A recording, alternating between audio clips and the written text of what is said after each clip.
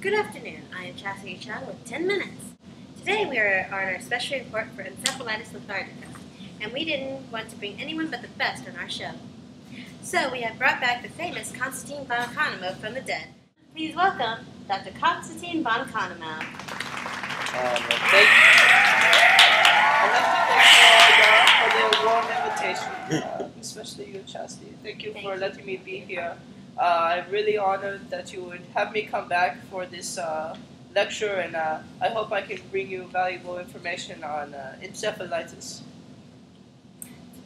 For those of you who don't know, Dr. von Konomo is a world-renowned neurologist for his work in neuroscience at the beginning of the 20th century. I was known in a few places, yeah.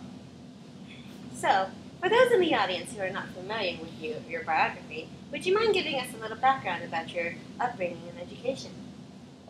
Well, Chastity, it is old news, but I will go through it as quickly as I can. My father, he was a baron in Austria in 1866.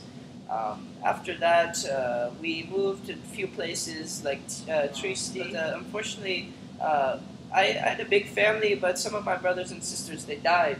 And yes, my brother Constantine died when he was 1 year old, and my sister also died later on.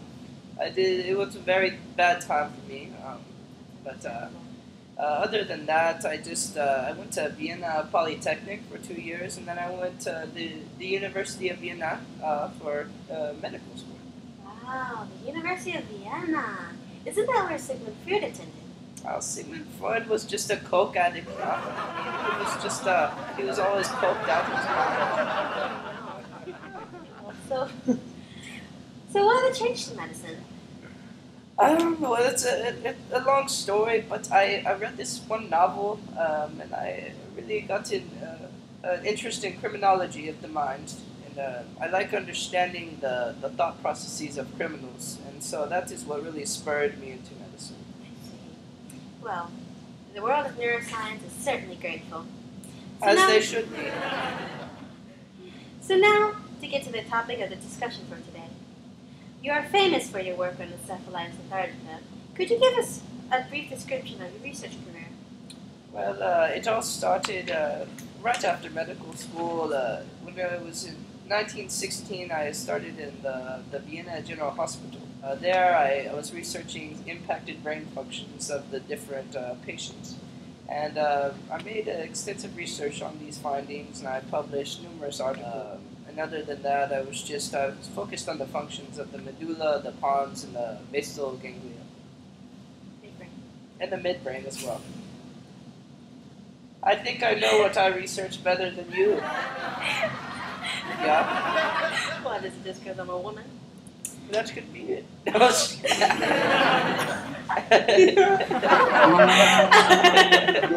didn't.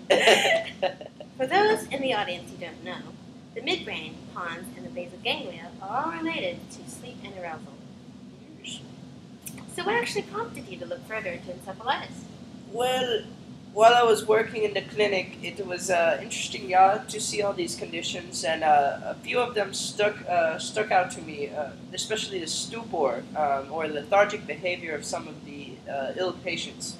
And so I researched more into their conditions, and it reminded me of a time when I was in Italy. I was just a little boy, but I talked with my mother extensively about this, and we remember that there was a disease similar to this. It was called nona, and that's what really got me to research this more.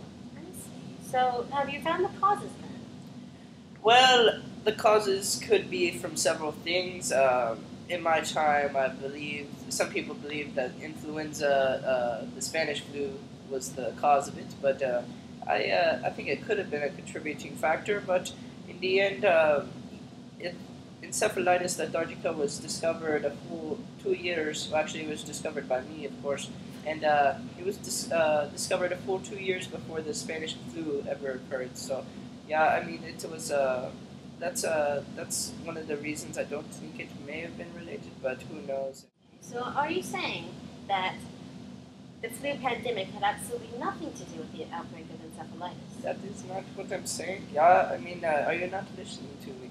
What I'm saying is that the flu virus may have lowered resilience for those who had succumbed to the encephalitis lethargica, but the originations and the subsequent paths taken to the two outbreaks, there may be no direct correlation. I see. So does everyone who gets this disease experience the same symptoms?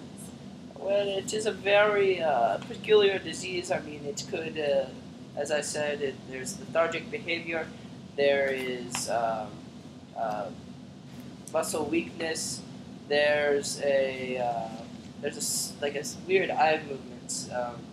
Some of my patients, they gave me an eye like this, and I couldn't tell if they were just looking at me with contempt or if that was a problem. But I figured out they were just sick, this lethargic encephalitis. And so, also I noticed some changes in their personality, but I mean, other than that, it was just various cases here and there. And so I kind of figured the general idea is the lethargic behavior. So what part of the body does this disorder affect the most? Well, it affects the brain, yeah. I mean, that is I studied, and breaking it down, encephalitis itself means the inflammation of the some brain tissue, especially the basal ganglia, the midbrain, and the pons. But we have not found a virus yet that could cause this, and so I think it could be a stressor or some other unrelated source. I don't know at this time. I see. Well, thank you, doctor, for answering all of these questions about this horrible disease. What about you, doctor? Any hobbies? Well, I mean, I kick it from here and there, you know. I like reading philosophy books. I do physics in my spare time, yeah. And recently, since y'all awoke me from my death, I've taken a liking to this little Wayne character. He's funny because he's little, and he sounds like he's so little tough, but he's such a small mouth. Yeah, so it's just funny listening to him. But, yeah, what about, I have some questions for you. Since I've been dead for 80 or so years, have y'all come up with any unique discoveries? What's been going on? Do you really not know? I mean, I've been dead for 80 years. What are you talking about?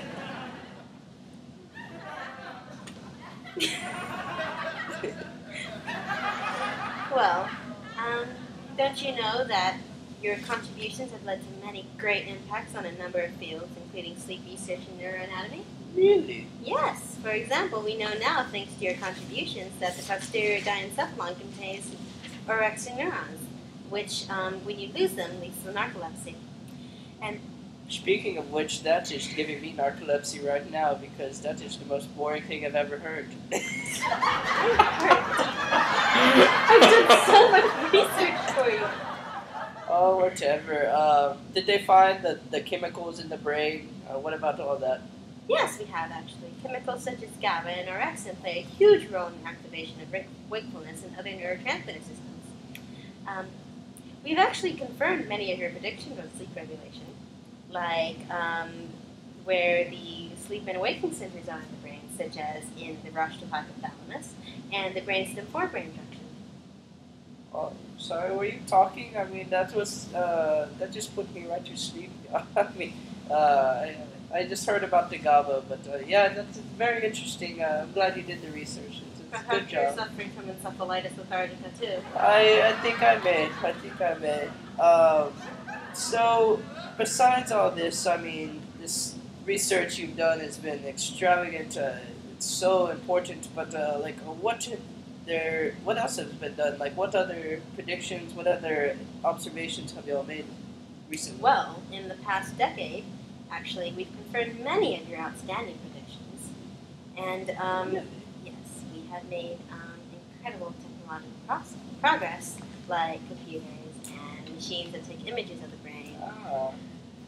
I have no idea what a computer is, yeah, but It's I'm something that you excited. don't need to know of right now. I'll be excited. What is so remarkable is that you have many ideas put onto the field about neurology in a time where we didn't have the proper means of confirming or exploring them. Yeah.